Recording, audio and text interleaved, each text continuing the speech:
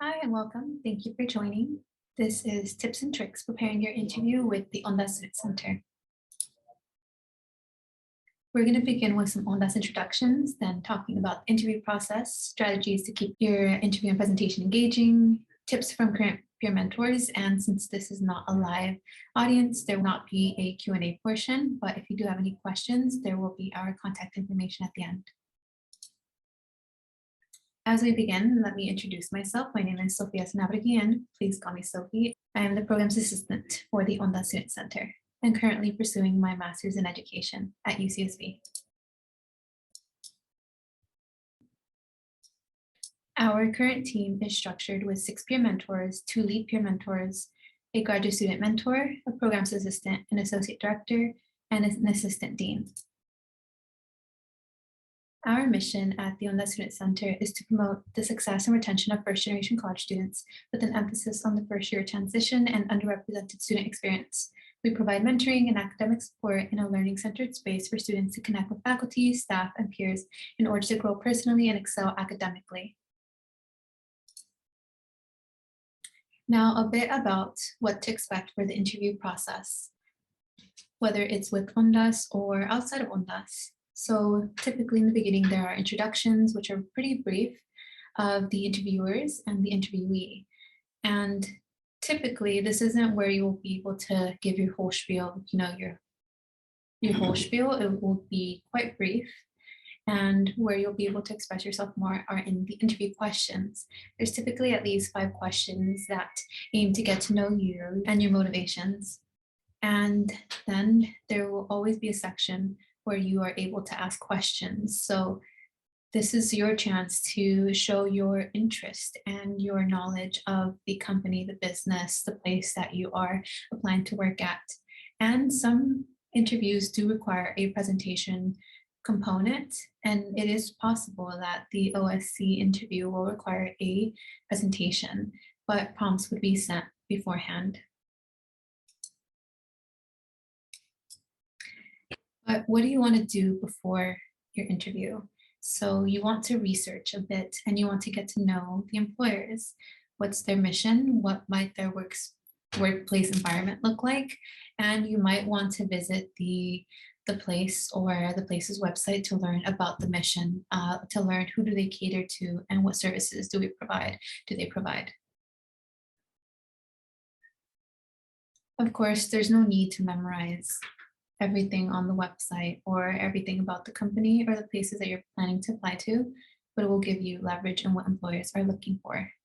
Most importantly, learn if this is a position or a workplace that you would like to be a part of.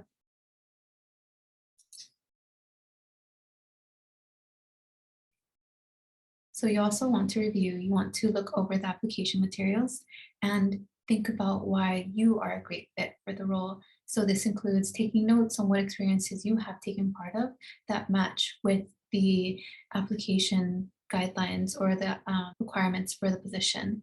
If you don't have any relevant work experience, you can provide examples of your skills and your abilities. So for example, if you're outspoken and you voice your opinions, you want to provide because, and then share some experience or values that you have had. So then you can tie those two together. If you're a quick learner because ... or you're committed to supporting first-generation college students because, and you want to provide an example. Now, practice. Think about common interview questions. And some questions are, why are you a great fit for this position? What are some of your strengths and weaknesses? And think of a scenario that they might ask, like, how may you engage with the student who is distressed or looking for resources? Now, this is helpful to think about them and jot them down, brainstorm, so you have them fresh in your mind, and practice answering these questions aloud to another person. And again, jot down or type out answers so you can review them before the interview as a refresher. Now, these are some presentation tips provided by current peer mentors. So some employers may ask for presentations or other materials. When they do this, you want to create an outline for yourself and be considerate of the time limit that you're given. You're typically given about maybe 5 minutes, or maybe it could be 50 minutes. So it will range, and you want to make sure that you're prepared for that. And you want to stay within the time frame while getting through the content that you really want to share. In the past, the peer mentor interviews for ONDAS were asked to present in about a 5 to 8 minute time frame. So it's important, again, to create that outline of what you would like to talk about. For example, divide it into 3 parts. You're talking about your background, your experiences related to mentorship, and how you build community. Practice, practice, practice. If a presentation is required, you would be given your presentation prompt in advance, so you will have time to practice. And you want to take advantage of the time and prepare and practice your presentation and common interview questions. Ask friends or someone you're comfortable with if you can practice with them, and ask for feedback.